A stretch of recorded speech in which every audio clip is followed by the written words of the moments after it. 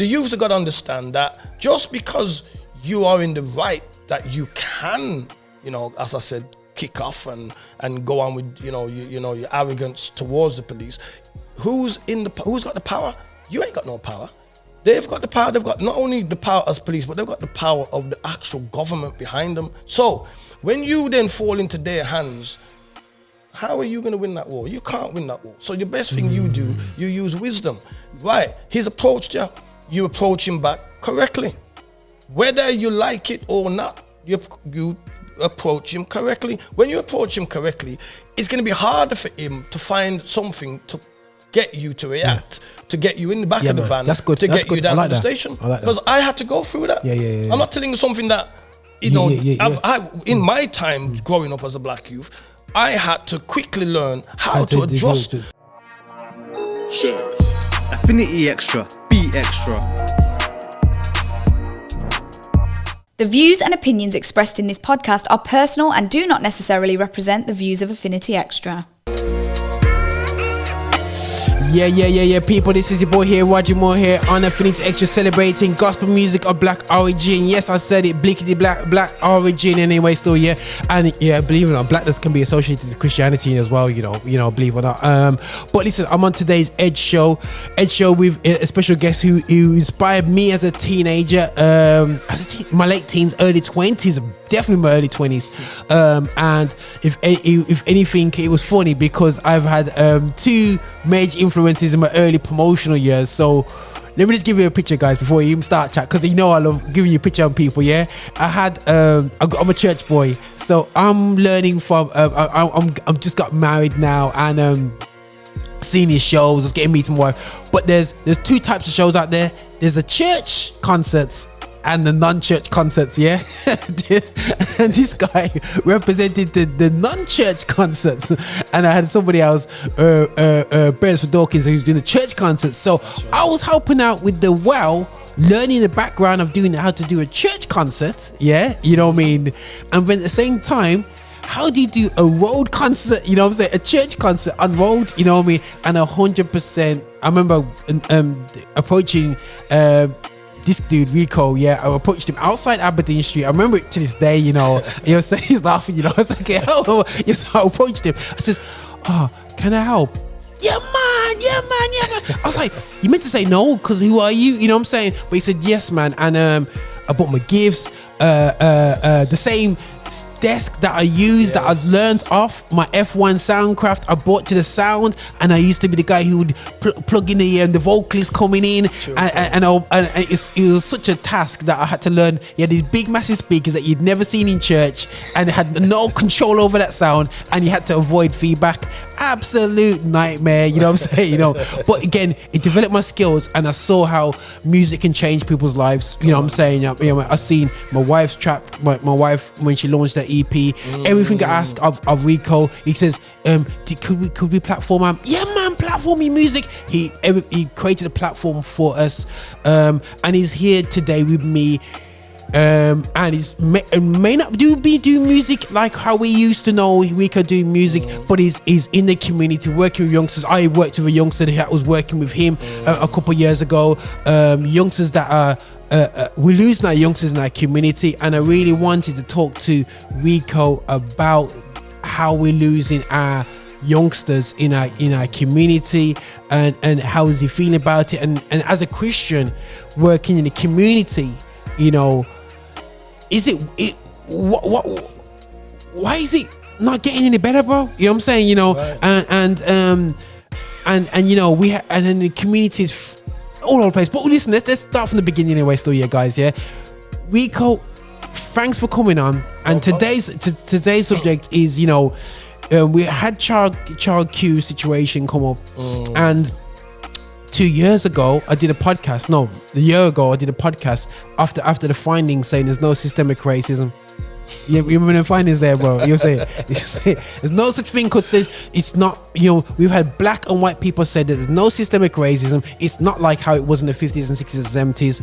And then in the background, you had this child Q situation happening. Yeah, you know what I'm saying. So now that's come around, they're calling it not racism. They're calling it adultification or something like that still, you know what I mean? So now,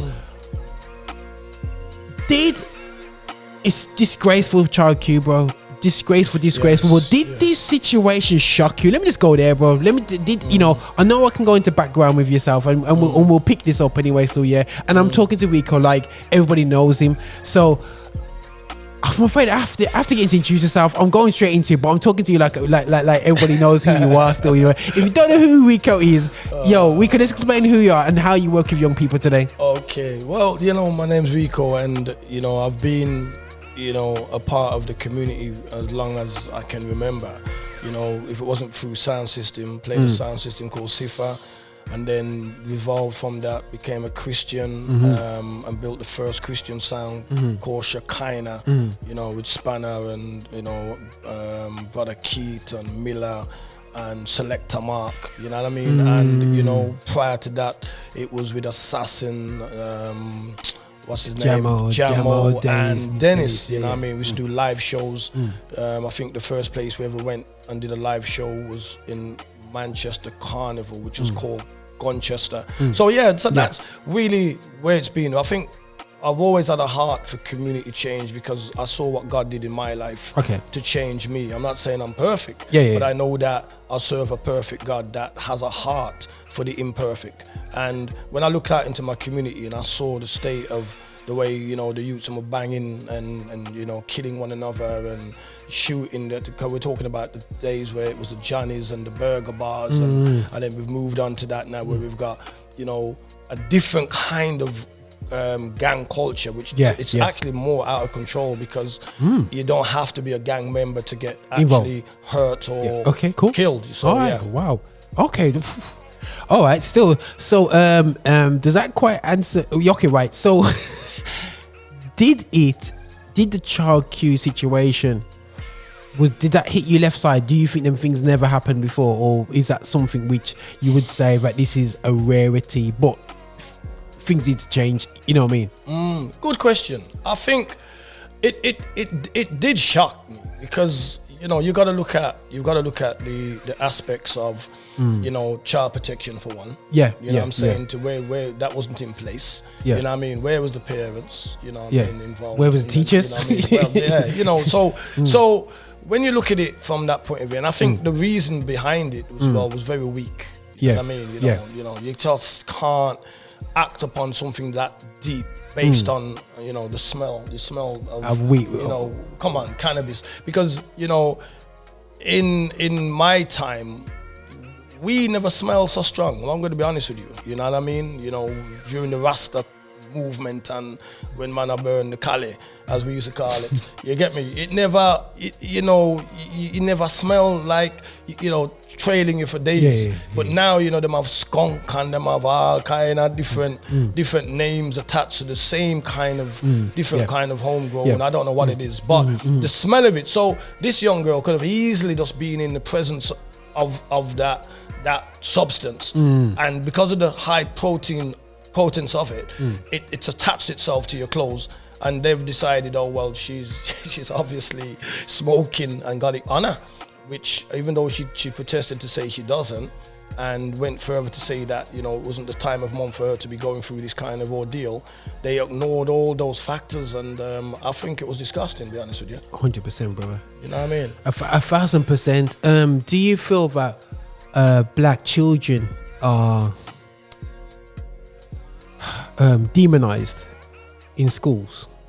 Are we seen as the criminals, or or do we justify it? Well, sorry, I'm asking you all these tough questions, but because the thing is, us as black people, sometimes we said, that's the bad youth them, that's the bad youth them. You know what I'm saying? You know what I'm saying? And you know, this is not just about white people looking at black people. This is how black people look on black people as well. And sometimes we from a church perspective go, see these bad youth them, all they do is go on the bus, smoke, you know what I mean, and whatever. So so we actually go, listen, please deal with them. You know what I'm saying? You know what I mean? And whatever, that's still, you know. So do you feel that we are getting a unfair crack at the whip as a community, or is it justified? Nah, I don't think it's justified. I think what what we got to be honest and what we got to look at, because when I'm out on the road working among the youths, one of the things I've got to do, which I think not much I have, I'm not saying people haven't, but I'm just saying what I've been able to do with my crew is get to know the youths. Okay. Because you see, as I said to you, I think me and you were talking earlier on, it's one thing knowing of someone, and it's another thing knowing someone. Come on. Knowing of someone Yeah. is the opinion then that the general public or the general census says, well, black youths are violent and you know, smoke drugs and you know, got no manners, and you know, you can go through the whole and then label that category. But because they've tagged it to black, so if you come under the color black, you automatically can be then stigmatized under that umbrella. Okay. But you haven't really taken time to know the youth individually to know if he is that way. Now you might say to me, Roger, well, how does that work? I went through it, but in a different way. When I became a Rasta in the 70s, 80s, the Rasta movement wasn't really appreciated by our mothers and fathers' generation. They did not see that as cool. You understand me? It was very embarrassing. Rebellious and embarrassing. Yeah, so a lot of labels were attached to this movement. The Rasta them smell, the Rasta them dirty, the Rasta them and so whether you got to know the Rasta, you had this view. For instance, we would go now, like, you know, in our teens, just like every teen, you know, you get to know your girlfriend and you knock the door. Dad opens the door, sees Rasta standing at his door. He don't even ask me what time of day it is. Bam! Door slams in my face. And he's telling his daughter, don't bring them on the back of my door. Wait. Why? Because he's under the influence of a stigmatized phenomena about somebody that he doesn't actually know. Because if you got to know me, I'm feeling where you're going, bro. I feel it. If you got to know me, he would have realized that I ain't like that. I'm not saying that the public ain't some people like that, but I ain't one. But you haven't even given me the time of day. So our youths, unfortunately, in this day 2022, are under that same kind of environment where the stigmatized attachment of the few that have done, you know, criminal activity and caused themselves to be on national news for murder, shooting, gang banging, has kind of painted a scenario towards the whole now community that all of our youths are like this. So whether I'm a good youth or not, because I'm black, I'm looked upon in a certain way, and if I act even near what they think, they stigmatize me straight away. You see, these gangbangers and whatever. That time I could be going to church, mate. You understand me? So there's a culture that, well, not a culture. There's a way that I've heard throughout my life. If you can't beat them, you join them. And what we've got to understand is that the youths them out there are fighting against so many different elements that are trying to oppress them from being who they are. You understand me?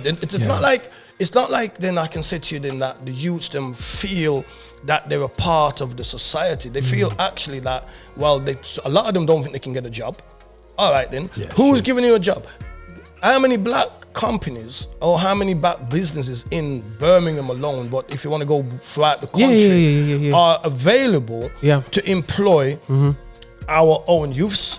The Asian community don't have a problem with that. The white community don't have a problem with that. But the Chinese community, bro. Look, you're going to the shops, bro. Yo, thank you.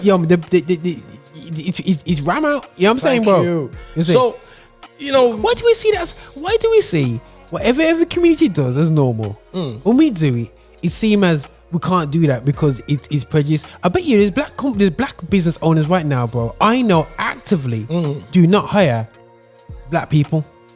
Right, but is there a reason for that? Because I think that because they have a bad experience of one, they think that we all. This is why this talk is not just about white people listening into this. This is me challenging how black people think. Because I will talk to our parents' generation. Okay. Yeah, you know what I'm saying? Yeah. And they will see, say, listen, you got to work hard. But I'm saying, I understand what you're saying. But the thing is, I grew up in different surroundings to Rico in terms of I went to a white school. Yeah.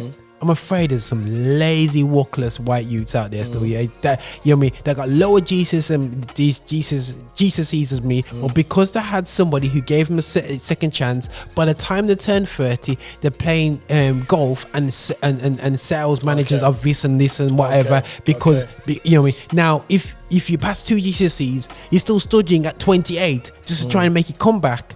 If you're a black person, you know what I'm saying? Because the opportunity isn't as widely available. People can say, no, Roger, you're wrong. I'm just basing from what I see and what my counterparts growing up. And I know what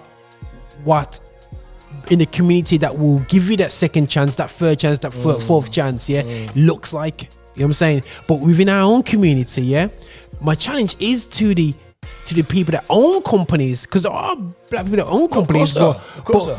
Are you seeing them? I don't know are they coming to people like yourself who working with teenagers? Are they advertising out there that actively looking for young black men? It's usually we have to wait until Rail Track does it. You know what I mean? You know what I mean? We're waiting for British Gas to do it. We want to train up engineers. You know what I'm saying? What type of engineers that? Just to go, you know, and not belittling engineers.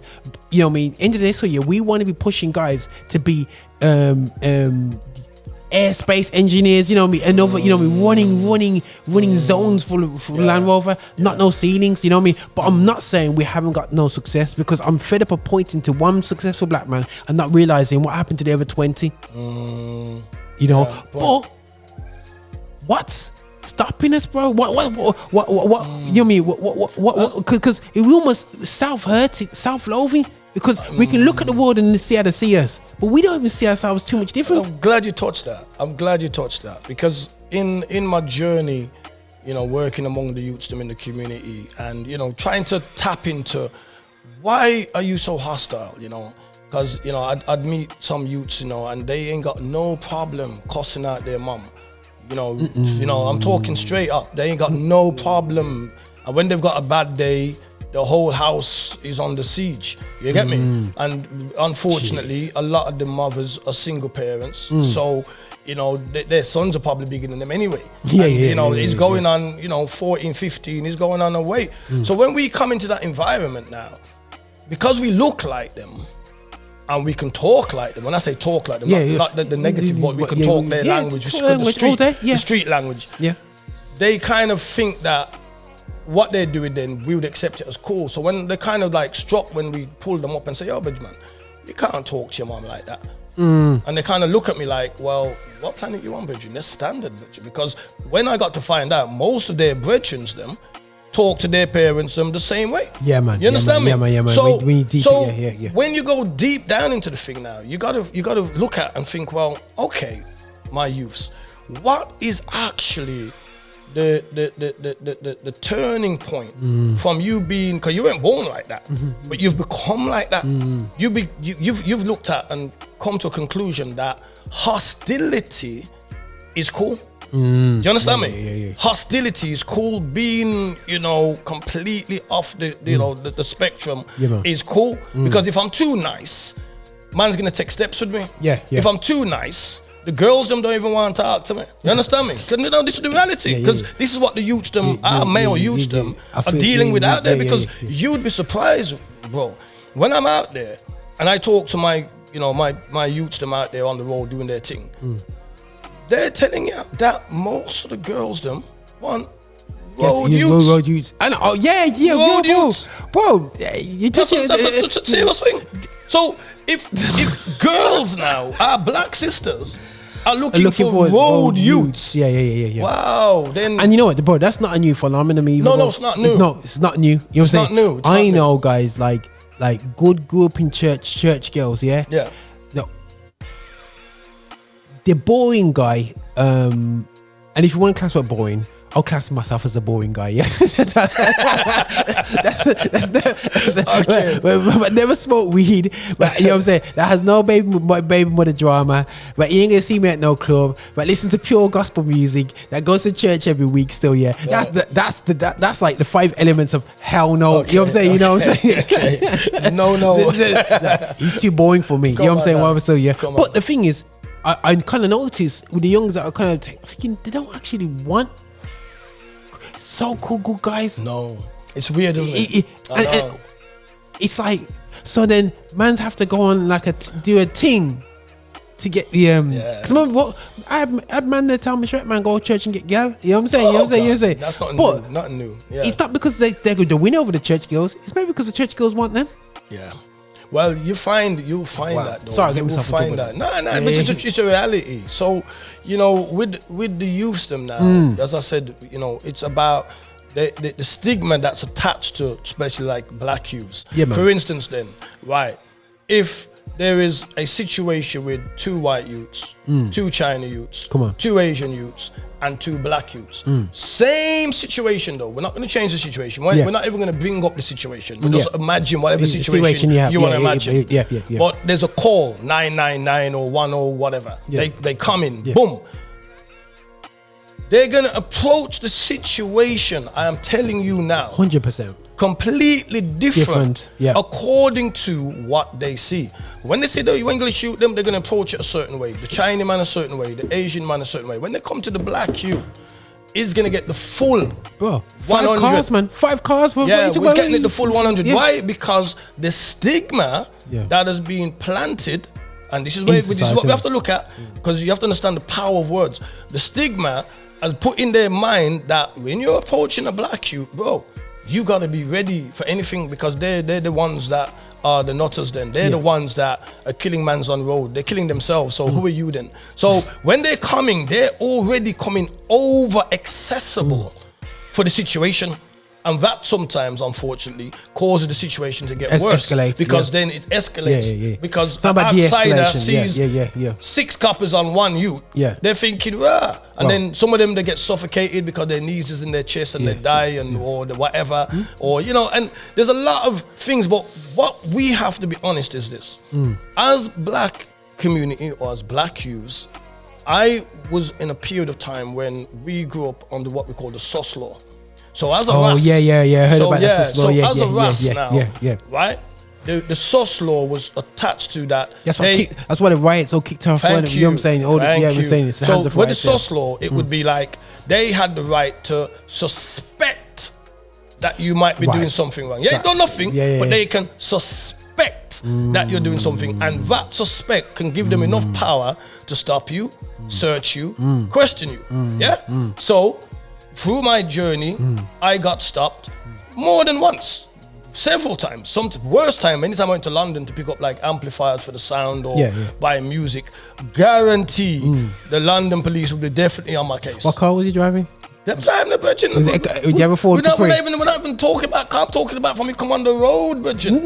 On the pavements, this SOS law meant that if they see you, they can just say they can just pull you in for a question. So I'm like, okay. But here's the thing though. Go on. Listeners, did I ever end up in the back of the Panda car? Did I ever end up down in the cell? Answer is no. Okay. Why? I'll tell you why. Because I dealt with them on their level. I know they're expecting me to kick off, tell them some Jamaica bad word and go on wicked. So they can have an excuse that I've been abusive, throw them in the back of their car, put their boot in and probably arrest me. That's the reality. But because I would address them and say, yeah, officer, what's the problem? Well, you know, and they go on their phone, Oscar to this, because they're expecting that I must be on their database. That's first of all. So when they go Oscar to this and blah blah, and they come, nothing comes up. They're looking. I've seen the look like, okay, cool. We ain't got nothing on you. Okay, and then they try and push it. We're just gonna search you, and you know, come harass. I think we got cannabis on us, so they search you. No cannabis, mate. Come on, idiot. Why am I walking on the road with cannabis? You understand me? Come on. You understand me? So that is how it moved. So what I'm trying to show the youth them, and even in the work that we do, is that sometimes, even though you're in your right, your action can put you in the wrong. Wrong. Yeah, so that's it. The police stops you. That's it. Okay, stops you. Just because he stops, it doesn't give you the right to go effing blinding and wailing up and making a scene. It just gives you the right to be calm and says, okay, officer, what you saying? Because if you know you ain't got nothing to hide. So why are you kicking her for? Just cool. Because he's expecting you. You have to understand. But the thing is, bro, haven't we seen over lately, especially since George Floyd, really black people get very aggressive, even more, I'm not saying aggressive in a very cute way, and get the cameras out and really put pressures on the police. Is that a different thing or the same thing but in a new way? You know what I'm saying? Because they're more like going, wow, to get the camera out to go, why are you arresting this guy? Why are you this? Why is that another way of antagonizing police with this whole new social media approach towards responding to policemen stopping searching? Is it because, like, I hear what you're saying? I think, Raj, to be honest with you, I think the truth of the matter is, as much as our youths are maybe big, bad and broad, you know, to look at, and you hear about them and you think, oh, but deep down, you know, when you take away all the facade, you know, we're just kids, just like any other normal kid. Come on. And underneath all that, there is a certain fear. So the fear is this: they know fully well that these people that represent the law can, and I do use the word can, use the law to their own advantage. Which puts you as the black youth at a disadvantage. You understand me? So that isn't something that isn't known. That's something that is well known. Now, the thing is with the media, and as you said, recording phone and using the phone, I welcome it, because if it wasn't for things like that, a lot of things would have happened. I don't think George Floyd would have gone to trial. If that hadn't been, you understand me? It is a dead guy. Exactly. So in one sense, it does help the narrative of bringing a bit more safety in how people of the law, you know, are using the law. Because unfortunately, we have to be right, just like in our black community, and let's let this straight, because I hear a lot of foolishness that, I'm gonna deal with police, and I'm a black man, and I'm telling you, I deal with the police. I have respect for the police. Why? I will tell you. If a man has come to murder me in my yard and my family, who am I calling? 999. You understand me? Why? Because that's their job, to come to my rescue. Now, if I'm going to be a hypocrite saying I don't deal with police, but when it suits me, I'm going to call the police, then that makes me a hypocrite, doesn't it? So what I'm trying to say is, let us as black people get this part straight, right? There are good black people in our community. People that you can sit down, have a coffee, have a biscuit, and have a decent conversation with. There are also some black people in our community that I wouldn't trust them with a cat, because they're vile. You understand me? So that does that make then all black people vile? No, it doesn't. It means that in life, we have to take you as we see you. And that is same with the police. The police is an institution that is made up of who? People. People, good people, and some of them, unfortunately, will be bad people. So we can't paint the whole Metropon as bad because of some idiots that wear the uniform to disguise their racial intentions. No, what we do, we single out the wrong ones, but we commend the good ones. Come on now. Because we still have to have them in our community. If not, we'll have that film there. What's it called? Purge. Oh yeah. We'll have a purge situation then. Straight. Put the police on strike then. No police is answering, no calls today. And watch how much man's yard get broke and how much people get broke up. And the thing is, a lot of us who a lot of us when Black Lives Matters really came to the fore, soon as we said that we want Black Lives to matter, they really heard that American phrase, defund the police. That's right. And I have to say, everybody who said it for me around me in the UK, we're not saying that. We're not saying defund the police. No. We're not saying. No.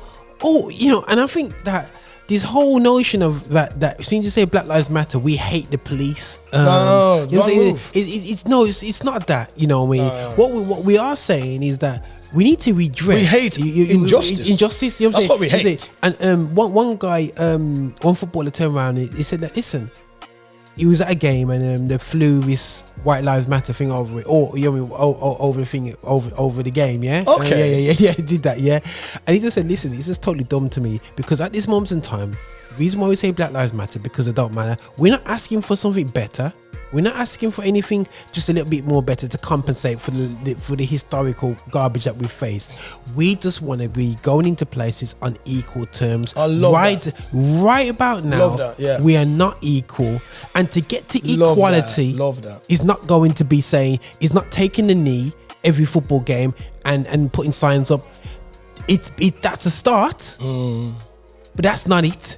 It's about the communities, white and black, shut up and listen to the true history over the past 500 years. What has really transpired? What's really transpired is like it's okay to be cursing the English about cursing the Germans about the World War II, but we had to show is that wasn't a long period, you know. No. Yeah.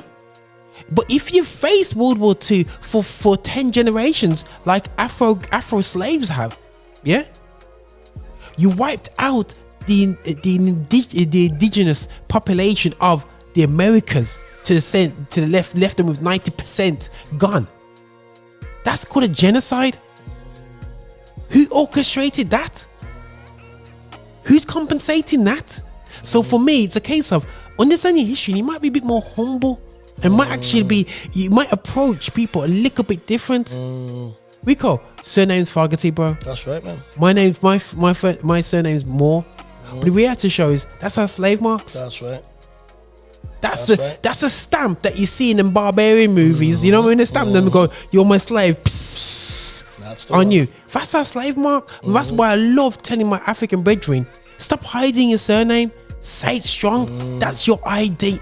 That's your ID. You know what I'm saying? That is 100% ID. You know what I'm saying? So for me, it's really, really important that we just don't jump on certain phrases that have been thrown to us by media, because we've already seen about media how they control the narrative. Of course they do. You know what I'm saying? You know, and the reality show is when we say Black Lives Matter, when we say this does not mean that we hate the police. No, we need the police. silly, Well, you know what I'm saying? We talk to the police. We want the police to be involved. We need to understand even more. And I do believe that because we never infiltrated the police force when we should have in the 70s and 80s, because it was boom Babylon and all that business. Right, you know what I'm saying? You know, let's be real. I don't know what it was like.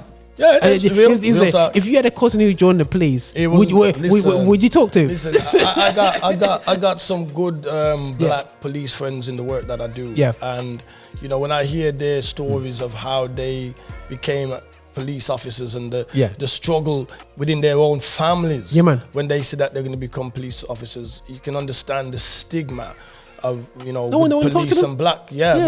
Because you know, it's not that black people just got up one day with an intention that we just don't like police. I don't think that's the case, because I don't think black people just wake up with that kind of mindset. I think what's happened is over the years and the years of seeing how black people have been treated within the criminal justice system, it has built up a mindset that has been passed down from generation to generation. And the sad thing about it is that to this day, 2022, it hasn't really changed much. It's changed, but it hasn't changed much. So therefore, then the stigma around police and black youths or black people still becomes a fear factor. You understand me? And I really do believe that it is in the interest of the police to, you know, be honest within the establishment and understand that you're here to you know, execute, you know, justice, and justice should not be discriminated between the color of a man's skin, but justice is justice regardless of who you are or where you come from. And when we can get to that place, I really do believe that there will be a great change. My job is really to help the youth to understand how to conduct themselves among the police, because if I press this button, you're going to react. Yeah. All I got to do is press that button and you're going to react. I've got you. You're my puppet. The youths have got to understand that just because you are in the right, that you can, you know, as I said, kick off and go on with your arrogance towards the police. Who's got the power? You ain't got no power. They've got the power. They've got not only the power as police, but they've got the power of the actual government behind them. So when you then fall into their hands, how are you going to win that war? You can't win that war. So the best thing you do, you use wisdom. Right, he's approached you, you approach him back correctly. Whether you like it or not, you approach him correctly. When you approach him correctly, it's going to be harder for him to find something to get you to react, to get you in the back of the van, that's good. to That's get good. you down I like to the that. station. I like that. Because I had to go through that. Yeah. I'm not telling you something that, in my time growing up as a black youth, I had to quickly learn how to adjust. And if you want to hear about it, let's go back. I went to Jamaica, I played sound system. I played a sound called Cipher. So at 18, 19, I'm flying to Jamaica in the heart of the ghetto, Kingston, Matches Lane, Maxwell Avenue, and them places. So that's where all the studios are. Now these areas, right, are where we call them the real ghetto. Now, I'm coming from England during the Rasta movement, so black people were not hostile to one another. We were quite the opposite. There was love and peace. Any man in that period of time can tell you that to this day. And most of them man who were still in Birmingham will still carry that same kind of attitude. Right. So, but when I went to Jamaica, for the first time, I realized what it was like to be scared of my own people, because I had never had to be scared of a black person in the 70s and 80s. I was probably more scared of the skinheads and the them kind of fascists that were looking to oppress but not my own. But in Jamaica, Raj, I remember that I'd go to the studio and man saying, right, Rico, right now, Benjamin can't stop you too long, because I get dark, I'm have to go move. Because he's not from that district. You get me? And I'm like, wow. And it was like a shell shock. But I remember going to the police station because there was an incident with my cousin and we had to go down there because something to do, some watches got taken from eradication. So we went down there and I watched how the black Jamaica police were handling their own black brethren. I said, take me back to England, brethren. Take me back to England, because I'm straight, brethren. I would sooner deal with the police brutality here than what I saw going on over there from my own though. So that's why I say to people, we can't be so narrow-minded and believe that, it's just white police that's going on with me, because our own people, when they get power, can be equally, if not wickeder, towards their own. What we have to do is, as I said, you take the bitter with the sweet. What's good is good, and you deal with that. What's bad, you mark it as bad, and you keep away from it. Simple as. Now, any police officer that arrests or wrongly deals with any of our black youths on the streets, they should have a forum or a community that they can go to. Because they're youths that they can go and bring this complaint to, and it can be taken further. But unfortunately, unknown, there might be, but unknown to me, there's not really much dialogue. I think that, again, there's a lot of attempts at that, because I've seen a few attempts at these things. But what you find is, because we're very divided in our approach when it comes to youth work, and it's not because Rico, like myself and yourself, we do youth work. It's not like because we actively trying to work against each other, because you got people, we just generally do what we do because I specialize in a way, Rico specializes in a skill. So we're not talking about people doing their thing. We're all for people doing their thing, and because everyone paints a brush, everyone does everything differently, which is beautiful, forms a beautiful rainbow. But I feel there's a level of movement that we don't do as a community, where they could go. I'm sure you're probably like myself. If they made a call, said, right guys, we're gonna put this together. We've got £1 million. Not. We just got a £5,000 fund. We've got £1 million to set this whole thing up and start talk serious. You know what I'm saying? Because they're happy to spend £1 million. On a monthly budget, just chucking our boys into prison. You know what I'm saying? We're saying we want to save that money and get our boys actually investing in the community and getting jobs. So for me, money is a minor, because you make more money. You save so much money keeping these guys out of prison than actually you in prison. So it says to me, where do you want black boys to end up? In prison or outside of prison?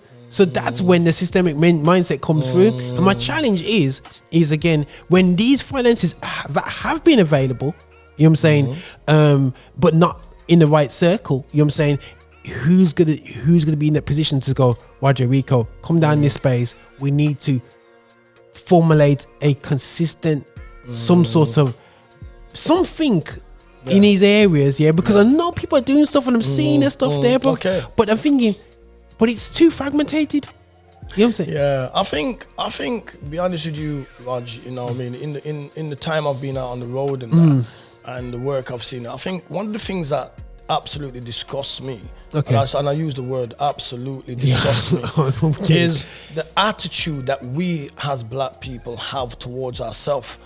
And you might say to myself, well, what are you talking about, Rico? What do you mean? Well, I'll explain it and break it down very quickly. Go on.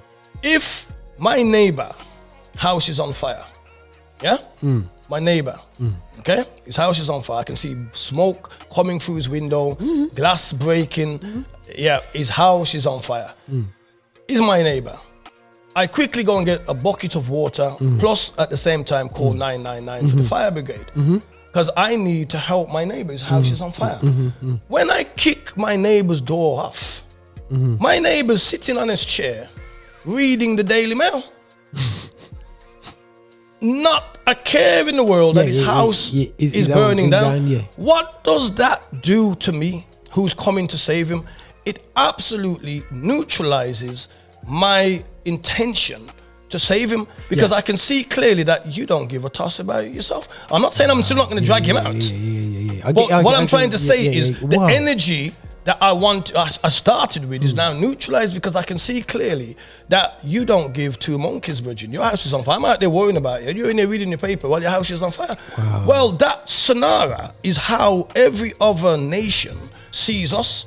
We have a problem in our community. I'm not talking about outside Birmingham. I'm talking Birmingham, right? Because every community in this country has the same problem. But because I live in Birmingham, I'm talking about Birmingham. We have a problem with our youth with black on black violence.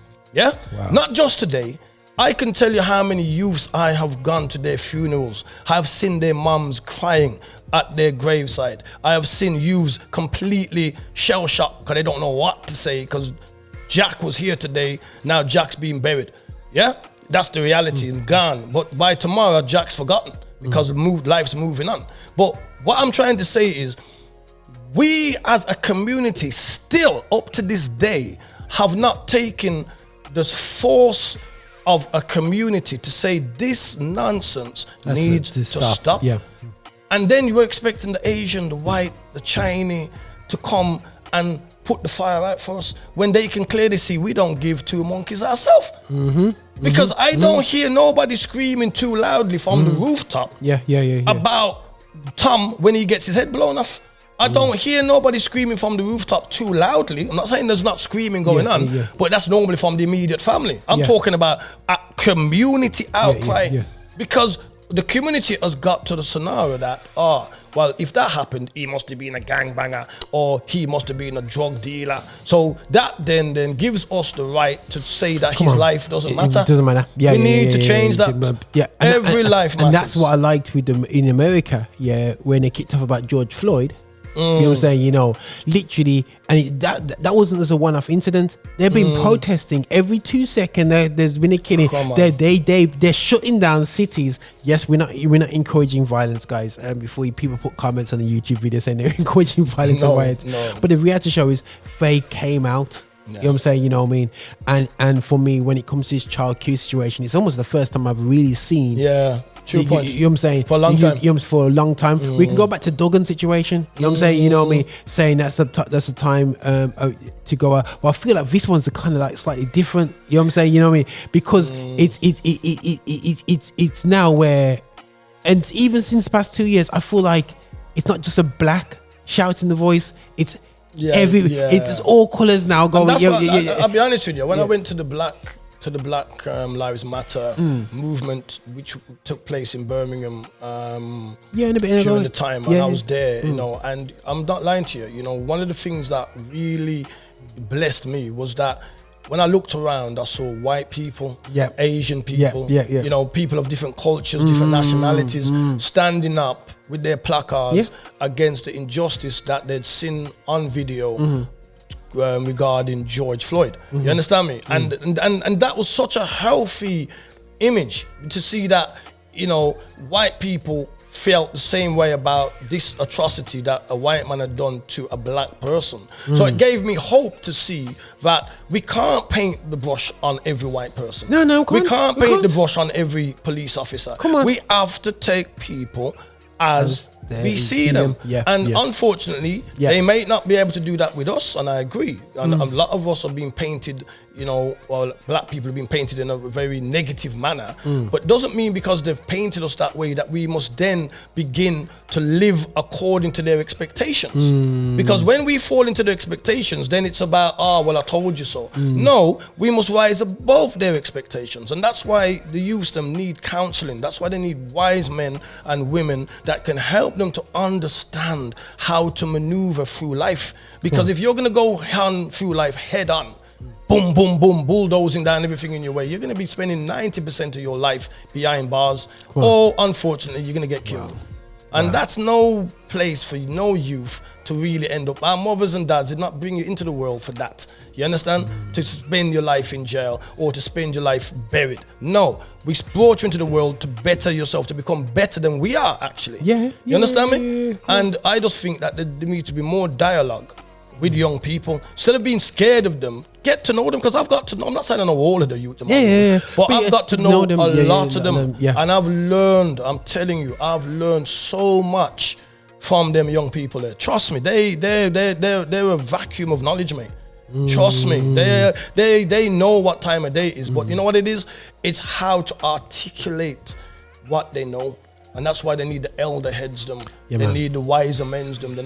You know, stop thinking about ourselves, Roger. You get me? You know, what can I get out of this? It's all about, if I can't get nothing out of it, then it's nothing to do with me. No, we you know, what they say in Africa, they say it takes a village to raise a child.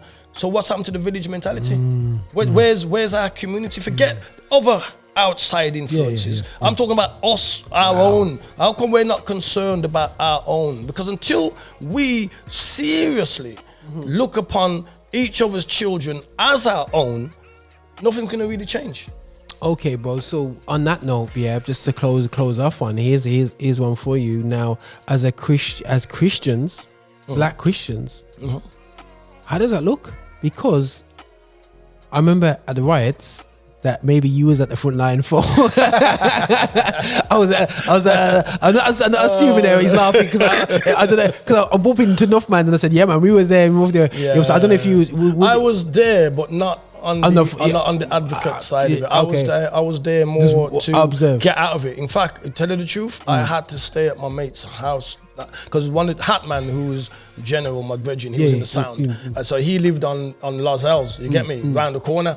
So we were down there building boxes because that's what we do, you know what I mean? And then we're ready to go, and then we realized that the place is on fire and the whole city's on fire, you know, with all of Lascelles is on fire. Police have cornered off the whole place. So I've been, like I said, wisdom again. I realized that even though I ain't got nothing to do with this, because I saw people going to shops taking out jeans and, you know, free for all kind of day. I did not touch one thing, none of my crew, none of us. But I knew, even though I had to get through Lascelles to get to Handsworth Wood where I lived, I knew the chances of me getting through there without them jacking me in their van was going to be zero. So I just said, you know what? I'm staying at your yard, so that's what we did. We stayed at my brethren's yard, but carry on. You're 100%. I just remember as a youth, evening service was going on, and they were saying that we had to leave church probably early because of the riots were going on. And I was at Holyhead, you know, Holyhead School, the church next day. I was at West End there, and they said the riots obviously was down the bottom of the road, and you know, we talked, but so that was so you know what I mean. So we was there, and we said let's pray. And let's pray. That's all I've heard to this day. Let's pray. You know what I'm saying? And the church, and guys, I am generalizing because there's some active people in the community. People, maybe not be actual major organizations involved from a Christian black church perspective, but what does that look like, bro? Because I'm not saying we're not doing anything. I'm saying because I do see prison ministries. Yeah, you know what I'm saying. You know what I'm saying. We are, listen, guys. We're great at prison ministries. You know, it's great. I find that we're great at evangelism. We're very reactive at people in the lowest. How do we get proactive on this? You know what I'm saying? Because we're good at cleaning up mess. You know what I'm saying? But we're not good at just stop. Why do people have to be wrecked every time they come into the church? Why can't we prevent this? Prevention. How does prevention, like, because yes, prayer, guys. I'm not saying prayer don't work, but what does that look like? Is it us going to schools? Is us supporting? What do we need to? Is it us opening our buildings and going back to Saturday schools? I think, Roger, what you've said there is the same answer. It's us acknowledging, and having the same love for our own children as we do for the children that we don't know. Because you see, I suppose when you become a Christian now, you know what I mean? your love should increase anyway. You know, if you love, you had a certain level of love when you was in the world and whatever. But when you find the love of Christ now, that love then should be even more radiant. The Bible actually says that, they will see your works, and glorify the Father. So what I've noticed, and I'm not knocking the church, please, because we are the church anyway. Cool, I'm not talking about no building, please. I'm talking about we, the people of God, the church. What I've noticed, especially since COVID, is a lapse of evangelizing and a fear to really communicate with its community. And I think the moment the enemy gets you to get to that point there, that's the cutoff point, because you're now just thinking really about yourself or you and your congregation, where God's plan for humanity is much broader than your 2x2. You get me? You understand me? I think it's a change of mind. I think we as the church have got to seriously look at, where am I in the plan of God? Where am I fitting in 2022 in the plan of God? Does God still want me to do the same old? Or has God got a new thing that he wants me to do? Because the terrain has changed. Come on. You understand me? So change is never comfortable. Nobody likes change. But in order for progress, we've got to, as I've got the t-shirt on, it's faith over fear. You get me? Wow. We've got to have faith that God knows better than I do, and God's got the ability to do more than I can do, and trust God's plan for my future in 2022 and beyond. Because if I don't, I'm going to be stuck. Bro. You know what I mean? I'm just going to be, an old rusty Christian that used to be on fire for God, but now I'm just calm and cool because the terrain's more dangerous now. There's more wild animals out there now that are ready to yam me up now. It's more harder to be politically correct now than it was 10 years ago. There's more challenges that go against the ordinances of the word of God that, if I was to speak, could get me into much more trouble, even though I'm speaking the truth from words of God. You get me? So when I put all that down, what does it spell? It spells one word: fear. What does fear do? Fear holds you back. That's why God constantly tells us, fear not, fear not, fear not. Because enough times somebody will say to me, boy, you know what, Rico, I was going to do it, I was going to help them, but I was scared. So his fear prevented him from helping his mate that it could have saved his life. You understand me? What does fear do? Fear always pulls you back. That's why God says, fear not. Because if you're going to live in fear, we're not moving forward. We have to live by faith and push forward against the odds, against the grain. Wow. And it's not something that God's calling you individually to do. He's calling us collectively to do. But because we've lost that collectivity, because we're so full of denomination culture, church new tea can't work with God of prophecy and such as that. That nonsense there, please. Please. We are the church. I've already said people know how I feel about that. You know what I'm saying? That's another subject. That's another subject. But it has helped, that culture has helped to divide and weaken us as a people, because we, and I'll state this again, we, the people, of a church. Yeah. The place where we go is the building where the church, the people go to worship, acknowledge, and adore the God who has brought us through a wonderful week. You understand me? But it was never for us to worship the building, worship the denomination, and speak more about the building. And if we took our eyes off the building and looked around the building, the suffering and the you know, the things that the devil's got our people around our communities doing, we would have such compassion. We'd be on our knees probably more. We'd be out on the street more, trying our best to help and even them. if you ain't got the skill, you know, bro, Come on. there can be supporting people that are out there, because sometimes but sometimes, listen, as some, this is real talk, you know, somebody could be a millionaire out there, yeah. You know what I'm saying, you know, and whatsoever, and some people just could be somebody working, doing a cleaning job. You know what I'm saying, whatever. So yeah, listen, what's encouraged me, I don't know about you, you've had in the past Rico, yeah, is sometimes I remember, it's really discouraged, man. I did it, you know, just the way I got treated by the, you know, when you get treated by the artists, you know what I mean, and he's vexed, he just like going, God, what's the point? And someone knocked my door and literally gave me £10 in change and says, I'm going to keep sewing into your ministry. You know what I'm saying? You know what I mean? It trust me, it didn't cover the bills, but you know what? That was that encouraged to who I am, what I am today. So you know what I'm saying? So it's just like, you know, you might not be, he definitely could not do the shows I did. You know what I'm saying? He wasn't going to go and try and do his own one. He just said, you know what, I'm going to, you know what I mean, bless. And guys, this is not maybe if you don't feel you're totally equipped, but you can back up and get to understanding of how to equip people to go out there. You know, if you want to, I'm sure we there's ways of getting through to Rico about supporting what he's doing out there and whatsoever. And also, guys, you know, just really do. We have people in places. And I want to appeal to people that are in places. We got superintendents, we've got managers of areas that can afford to invest into these projects, you know, into our projects. But we might not go to your church, but we want to save the children in our community. You know what I'm saying? You know,